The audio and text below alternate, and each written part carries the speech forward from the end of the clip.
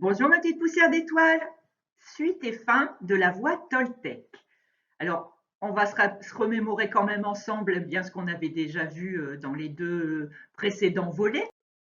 Donc, on avait commencé bien sûr par la maîtrise de l'attention qui nous avait fait traverser bien, la domestication, l'équivalent de notre éducation, qui nous avait mis en contact avec ce fameux livre de la loi que les Toltecs nomment ainsi, et ce livre de la loi qui est surveillé par notre juge intérieur, auquel il faut faire attention de ne pas prêter vraiment enfin, une attention irraisonnée, parce qu'elle devient vite un parasite intérieur. Je vous avais parlé du rêve de la première attention, donc celle de cette période-là où on est tout jeune, tout enfant, et où forcément, eh bien, on croit en fait aux accords qu'on a passés avec les adultes. Dans le deuxième volet, on avait vu eh bien, la maîtrise de la transformation avec la présentation du rêve de deuxième attention, où là, on a pris conscience qu'on n'avait pas forcément à utiliser tous les accords, que certains accords n'étaient plus d'actualité, et qu'on allait essayer d'avoir un jardin qui nous correspond un peu plus en semant avec parcimonie nos graines. Et donc cette maîtrise de la transformation, surtout qui se fait à travers les 5 accords Toltec. Et puis on avait vu, pour finir, clôturer ce chapitre de la transformation, l'ange de la mort ou l'ange de la vie, qui est là pour nous rappeler de profiter de chaque instant présent, de nous rappeler que tout ici nous est prêté, et donc voilà, de ne pas trop s'attacher, et d'être conscient de l'impermanence des choses. Voilà. Alors, aujourd'hui, on va voir la maîtrise de l'intention. Donc là, ça veut dire qu'avec tout ça, eh bien, on va passer encore une fois à l'acte, et puis on va essayer de maîtriser des bonnes intentions pour arriver à maîtriser, eh bien, à appliquer plutôt la maîtrise de l'amour. Alors, les Toltecs voient cette maîtrise de l'amour à travers trois espaces. Donc, le premier espace qu'ils ouvrent, c'est l'espace du pardon. Alors, vous voyez, le pardon, moi, je l'ai écrit comme je l'entends dans le langage des oiseaux, parce que c'est vraiment quelque chose qu'on va faire pardon, et pardon pour notre propre sérénité, je dirais. Parce que je vais vous donner quelques notions justement du pardon, hein, parce que quelquefois, on pense qu'on n'a pas à pardonner l'autre. Eh bien, d'abord, le pardon, ce n'est pas pour l'autre, mais c'est bien pour vous. Vous prenez conscience que quelque chose n'est plus adapté, vous n'avez plus envie d'en souffrir, et donc vous allez pardonner à l'autre.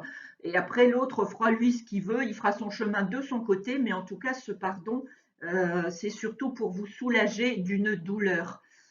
Alors, il y a Bouddha qui parlait d'une image, et qui disait que rester en colère, en fait, c'était comme si on prenait une poignée de charbon ardent dans les mains, en attendant de pouvoir le jeter à la figure de celui qui nous avait fait du mal. Mais en attendant, cette colère et cette action de garder des charbons ardents, c'est nous en premier qu'elle blessait, parce que forcément, tenir des charbons ardents, c'est pas très confortable, on va dire. Et donc voilà, donc la première chose, c'est de se débarrasser entre guillemets de la colère, de tout ce qui peut être lié à une situation. Et c'est d'abord pour nous qu'on va décider de se débarrasser de cette souffrance. Alors, si le pardon est d'abord pour soi et pas pour l'autre, on peut dire aussi que pardonner, ce n'est pas forcément accepter. La situation qui a eu lieu, elle a été là, forcément. On n'est certainement pas d'accord avec ce qui s'est passé, mais par contre, on est maintenant en capacité d'avoir plus de discernement sur ce qui s'est passé, et de dire peut-être que ça fait 10 ans que ça s'est passé, ça fait 10 ans que je m'empoisonne la vie, hein, en ressassant, alors que finalement j'ai même plus de contact avec quelqu'un. C'est possible, hein, c'est un cas de figure que je vous présente. Voilà, donc ce qui s'est passé, c'est pas beau, c'est pas bien, je peux ne pas l'accepter, mais par contre, j'ai suffisamment de discernement pour ne plus vouloir justement en être blessé, en être impacté. Alors c'est aussi, le pardon n'est pas non plus oublié. Hein, c'est pas parce qu'on va pardonner qu'on va oublier. Quand on a vécu quelque chose de douloureux, forcément qu'on s'en souvient souvent, mais c'est par contre nous permettre d'aller de l'avant, de traverser un voile, enfin d'avancer. Et puis, ben, comme on ne va pas l'oublier, on pourra bien sûr se retourner et puis jeter un petit coup d'œil si on veut. Ça, ce sera vraiment comme on veut, mais en tout cas, le pardon, bah, ça nous permet de traverser, de faire un pas vers quelque chose de meilleur et quelque chose de mieux pour nous après. Alors le pardon n'est pas non plus se réconcilier systématiquement, c'est surtout guérir, ou en tout cas vouloir guérir. Parce que ben, on peut prendre un exemple dans la cour d'enfants, il y a des élèves qui jouent, tout ça, et puis il y a des petits enfants qui se bagarrent, et puis on leur dit, bon allez, c'est tout, serrez-vous la main, réconciliez-vous, vous êtes à nouveau amis. Bon alors, peut-être pour les enfants, ça peut le faire, parce qu'on sait que les enfants pardonnent plus facilement que les grands, mais en tout cas, quand on est grand, ce n'est pas parce qu'on va pardonner qu'on va forcément décider de continuer le chemin avec la personne à qui on a pardonné. Hein. C'est surtout parce qu'on veut guérir de cette situation. Et puis après, ça se passe en deux temps, c'est-à-dire qu'on va d'abord se soigner, on va d'abord mettre un pansement sur cette plaie liée à la blessure, et puis après, on verra si oui ou non, en fonction de la gravité, on a envie ou non de se réconcilier. Mais ce n'est pas la même chose. Hein. Pardonner, c'est d'abord vouloir guérir. Alors, on parle aussi que le pardon, si on demande pardon ou si on octroie son pardon, c'est parce qu'on se sent coupable. Ben non, pas forcément. Hein. Et ça aussi, dans la cour d'école, quand on voit deux enfants et puis qu'on dit ben, allez, excuse-toi, demande pardon à ton copain. Et puis là, on a le petit qui pleure et qui dit mais non, mais c'est pas moi qui a commencé, c'est pas ma faute. Voilà. Donc, le pardon, ce n'est pas forcément accepter une culpabilité ou prendre une culpabilité, mais par rapport à ce qu'on avait vu aussi tout à l'heure au niveau du discernement, c'est maintenant être capable ben, justement de discernement et peut-être se rendre compte qu'on a une part de responsabilité dans ce qui arrive.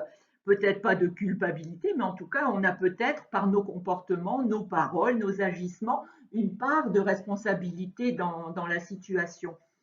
Alors, je vais prendre l'image, par exemple, d'un foyer dans lequel ben, le monsieur boit et est violent vis-à-vis de la dame et des enfants. Il rentre à la maison, il frappe, la dame, ben, par amour, pense pardonner, donc elle fait l'effort de pardonner. Le lendemain, il revient, il recommence, et elle fait encore tous ses efforts pour arriver à pardonner. Et puis finalement, à chaque fois, ça continue et c'est de pire en pire. Donc là, à un moment, il faut aussi arriver à prendre sa part de responsabilité pour quitter. Et puis, donc le pardon, attention aussi à l'utiliser justement avec discernement et en prenant en considération la part de responsabilité qu'on peut avoir dans la situation. Et le pardon, c'est ben aussi, quand on dit pardon, quand on pense pardon, faut pas voir ça comme une humiliation. Hein. C'est pas du tout la question. C'est plus, au contraire, de l'humilité d'être dans une situation où on était entre guillemets d'égal à égal. Chacun a vu ce qui s'est passé à travers le rêve de son film. Je ne sais pas si vous, ben oui, je pense que c'est tout frais, donc vous devez vous en souvenir si vous l'avez vu. Sinon, je vous invite vivement à regarder, eh bien, le volet 2 avec les accords, hein, où on voit ce livre enfin, ce film de la vie, ce rêve de la vie. Donc voilà, c'est regarder avec humilité et se mettre au même niveau que l'autre, qui avait lui aussi, comme vous, je vous l'ai déjà dit, son livre de la loi, qui avait avec lui aussi ben, son film de sa vie et la véracité de son rêve. Voilà, donc ben, on se met au même niveau et puis on pardonne.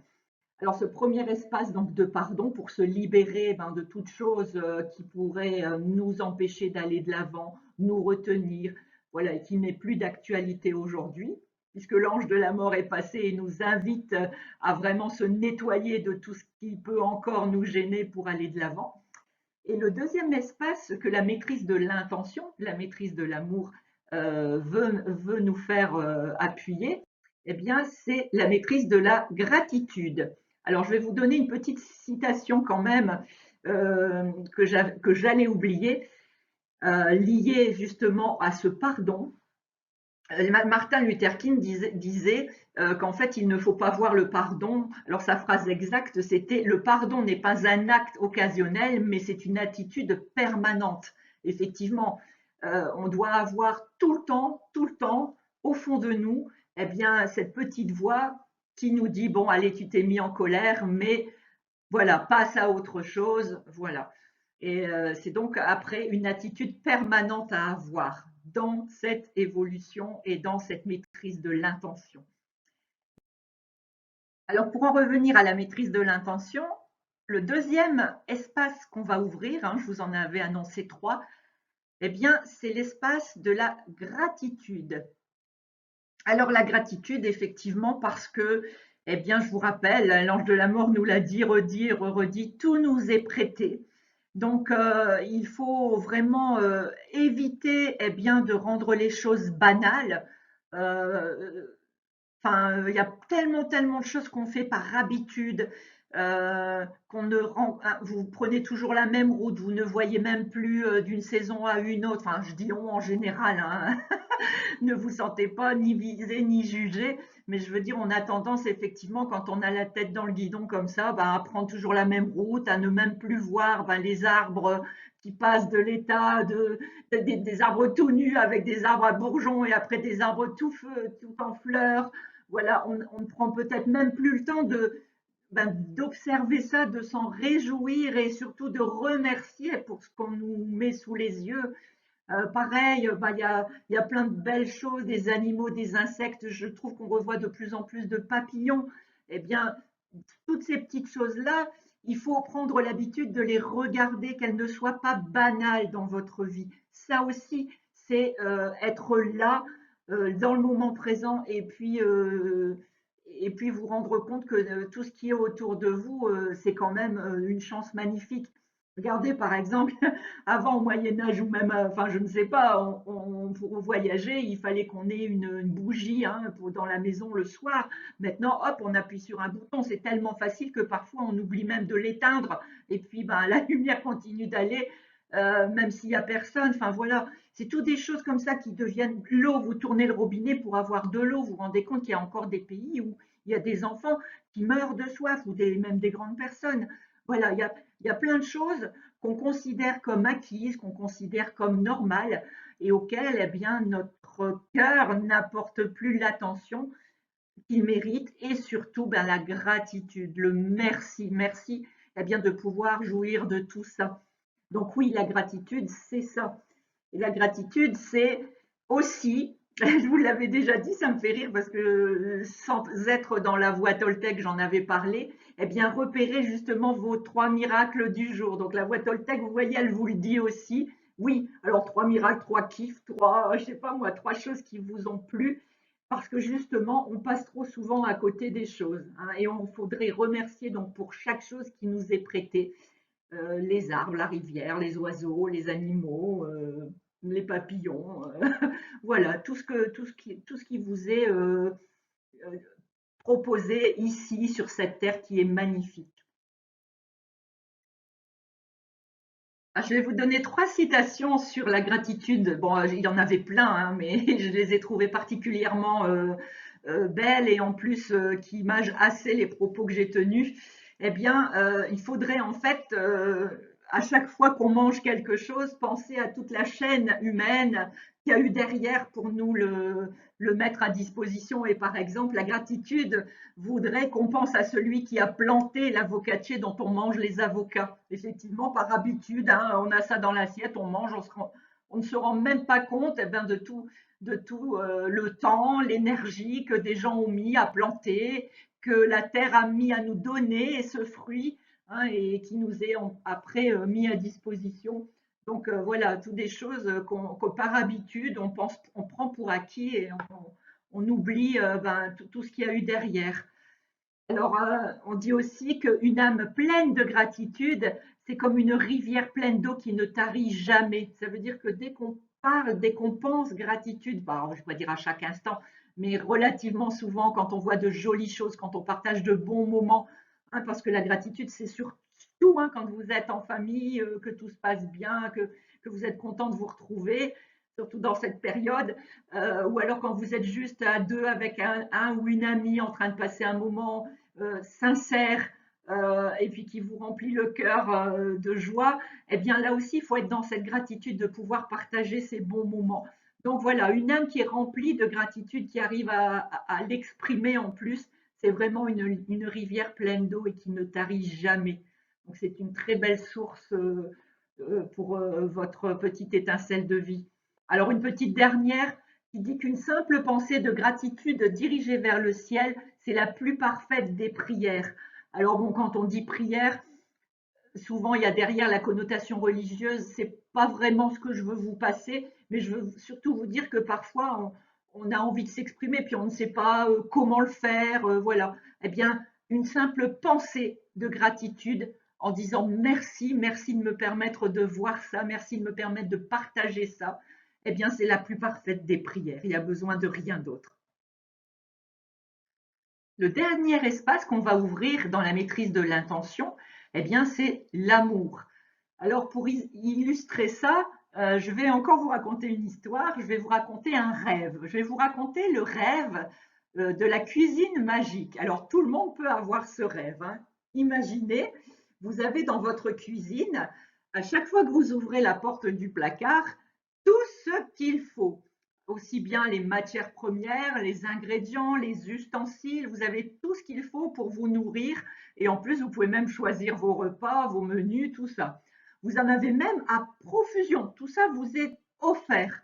Donc, eh bien, pour ne pas gâcher et puis surtout pour en faire profiter un maximum, vous allez inviter des gens chez vous. Mais quand je dis inviter, c'est vraiment, bien sûr, sans aucune compensation, hein, c'est faire profiter eh bien, de cette magie qui vous est proposée. Voilà, donc un jour, vous êtes plusieurs, bien sûr, à table, en train de savourer un repas grâce à cette cuisine magique, et on sonne à la porte. Donc, vous allez voir, et c'est un monsieur qui propose une pizza. Bonjour, voilà, je vous propose une pizza, ça vous intéresse? Bon, bah, la table est pleine, pleine, pleine de plein de bonnes choses, même meilleures qu'une pizza. Donc, bah, vous dites, bah, écoutez, non, mais si vous voulez, vous pouvez venir, hein, venez avec votre pizza, venez partager ce qu'on a, nous, déjà dans la cuisine. Bon, c'est tout. Et puis, donc, le livreur de pizza s'en va.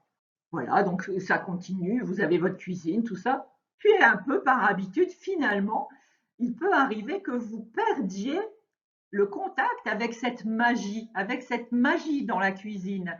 Et donc, ben, vous allez finir par avoir, quand vous ouvrez la porte, ben, rien de renouvelé. C'est-à-dire que vous avez le stock, mais il n'y a rien de renouvelé. Bon, voilà, petit à petit, vous allez vous trouver en manque puisqu'il n'y aura plus rien dans votre cuisine magique.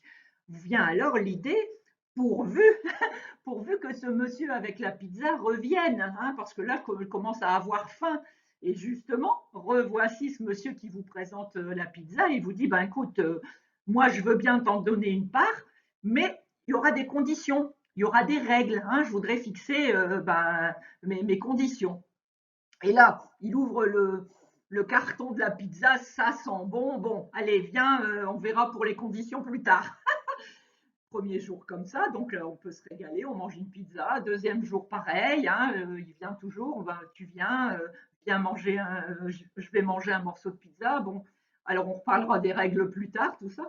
Et puis après, finalement, vous vous posez des questions, puis vous dites oui, mais bon, là, ça fait quand même plusieurs jours qu'il vient. Et si jamais il ne venait plus, il faudrait peut-être quand même que je fasse attention à ce qu'il attend, hein. On va peut-être quand même aborder ces fameuses règles et puis ces fameuses conditions. Donc la fois où il vient, vous parlez de conditions. Donc oui, ben écoute, moi je continue de venir, il n'y a pas de souci, mais voilà, il faudra que tu te conformes. Moi par exemple, j'aime bien ça, donc je voudrais que ça se passe comme ça sera comme ça sera comme ça. Bon, et vous donnez votre accord. Et puis donc chaque jour, donc le monsieur avec sa pizza revient.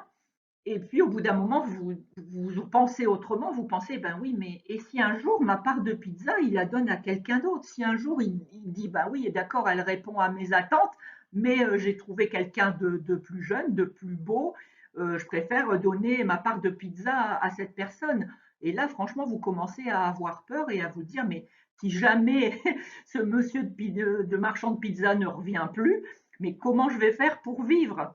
Alors je pense, j'espère que vous avez fait le parallèle pendant toute l'histoire, eh bien avec l'amour, avec la dépendance affective. Ben oui, parce qu'il ne faut pas oublier que en fait cette personne-là qui avait tout, hein, dans sa cuisine magique, qui avait tout comme si nous on a toujours tout dans notre cœur. Je vous l'ai déjà dit, on est rempli de joie, on est rempli d'amour, on est rempli de lumière, on peut être rempli de gratitude. Eh bien, si on passe à côté de cette magie-là, de l'amour de notre cœur, eh bien, on passe à côté eh bien, de toute cette magie, justement. Et il faut se souvenir que rien ni personne ne pourra jamais remplir des zones vides en nous.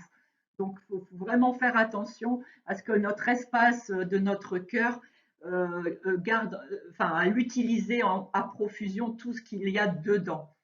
Donc voilà, la maîtrise de l'amour ou le rêve de la cuisine magique. Ne perdez jamais la magie et ne perdez jamais de vue le pouvoir de votre cœur.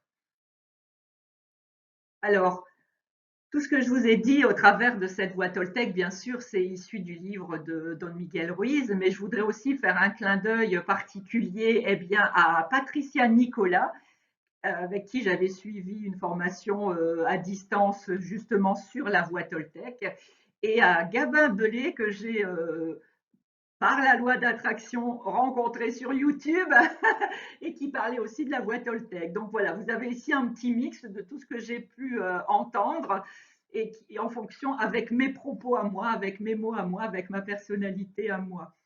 Eh bien, je n'ai plus qu'à vous souhaiter une bonne route vers vous-même. Alors, n'ayez pas peur, ce n'est pas difficile, c'est juste faire prêter attention et avoir l'intention. Voilà, restez focalisé sur ces deux termes. Prêtez attention à ce que vous êtes. Faites la maîtrise de la transformation à travers les accords Toltec comme outil, hein. Et puis, après tout ça, il y aura la facilité de passer à la maîtrise de l'intention avec le pardon, la gratitude à utiliser au quotidien et enfin l'amour, le fait de ne pas perdre de vue que en fait votre cœur est comme une cuisine magique, il y a déjà tout dedans.